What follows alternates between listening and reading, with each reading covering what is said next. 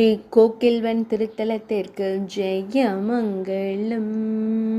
84 பைட்டக்குகளில் 20ஆம் பைட்டக்காய் விளங்குவதற்கு சுபமங்கலம். பகவான் ஸ்ரீ கிருஷ்ணர் விரும்பி உறைந்த திருத்தலத்திற்கு ஜெயமங்கலம். புஷ்டி மார்க்கத்தில் உள்ள புனிதமான திருத்தலத்திற்கு ஜெயமங்கலம். பகவான் ஸ்ரீ கிருஷ்ணர் விரும்பி உறையும் அழகு திருத்தலத்திற்கு சுபமங்கலம்.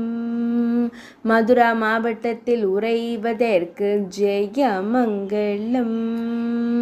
தாலுகா சாட்டா பகுதியில் அருள்வதற்கு சுபமங்கலம்.